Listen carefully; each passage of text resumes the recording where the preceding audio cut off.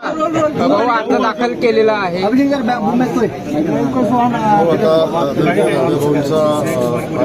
जनता पक्षाच्या आणि महायुतीच्या माध्यमातून आपण दाखल केलेला आहे। महायुतीचे सगळे पदाधिकारी आणि अर्ज भरण्यासाठी या ठिकाणी उपस्थित आहोत। काही पदाधिकारी अजून या ठिकाणी येत आहेत आणि मला वाटतं आम्ही सगळे मिळून एकत्र निवडणूक लढू आणि खूप मोठ्या फरकानं ही निवडणूक महायुती म्हणून आम्ही जिंकू। राष्ट्रवादी करमाळ्याचे आमदार आहेत नारायण पाटील, हे पण उपस्थितीत दिसतात। करमाळ्याचे आमदार उपस्थित आहेत, सांगोल्याचे आमदार उपस्थित आहेत, अन्य काही आमदार येत आहेत।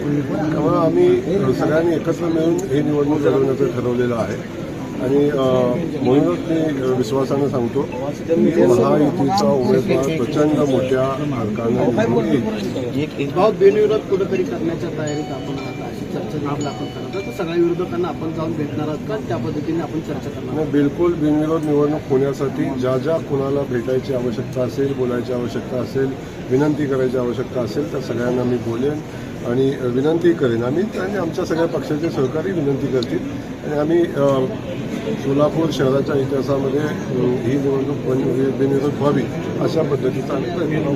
भाऊ, इथली विधान परिषदेची जागा आहे ती काँग्रेसला मिळालेली आहे, तर काँग्रेसचे इथल्या नेतृत्व असलेले 1 वाजता उमेदवारी अर्ज दाखल करणार आहेत। त्याचबरोबर सुशीलकुमार शिंदे देखील ज्येष्ठ नेते आहेत, या नेत्यांना आपण जाऊन भेटणार आहात का, त्याबाबत चर्चा देखील? आता उमेदवारी अर्ज भरल्यानंतर कोण कोण बसले समजेल।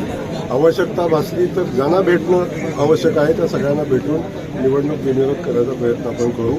त्यामुळं शेवटी विनंती आपल्या हातात आहे। लोकशाहीने सगळ्यांना निवडणूक लढवायचा अधिकार दिलेला आहे, त्यांनी ठरवायचा विषय आहे। परंतु एवढ्या मोठ्या फरकाची निवडणूक असताना विनाकारण संघर्ष होऊ नये आणि आवश्यकताही नाही असं माझं मत आहे। पण तरी तर मी सगळ्यांना विनंती करतो। भाऊ, इथून काही किलोमीटर लांब असलेल्या सांगोल्याचे आमदार आज उमेदवारी अर्ज भरायला येतात, पण दक्षिण सोलापूर विधानसभा मतदारसंघाचे आमदार सुभाष बापू देशमुख काय दिसत नाही, नेमकं काय? आपल्याला माहिती आहे उमेदवारी रात्री खूप उशिरा जाहीर झाली। सुभाष बापू काही कामाच्या निमित्तानं बाहेर आहेत। बापूंच्या शुभेच्छा आमच्यासोबत आहे।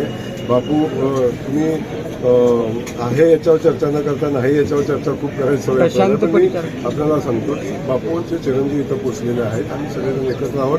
प्रशांत मालकही आमच्यासोबत आहेत। बिलकुल चिंता करायचं काम नाही।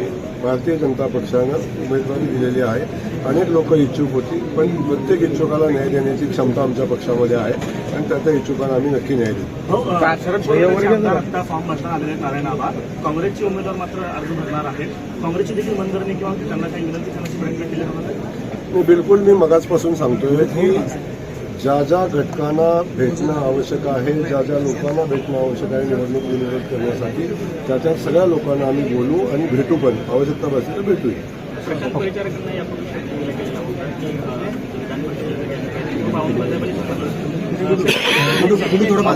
पण मी आपल्याला एक सांगतो की भारतीय जनता पक्ष आणि खास करून आमचे नेते देवेंद्रजी दिल्या शब्दाला पक्के असणारे नेते आहेत।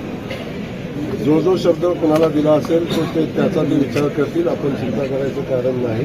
प्रत्येकाला न्याय देण्याची क्षमता आमच्या पक्षाची आहे आणि आमच्या नेतृत्वाची आहे। आम्ही सगळे मिळून प्रत्येकाला न्याय द्यायचा प्रयत्न करू।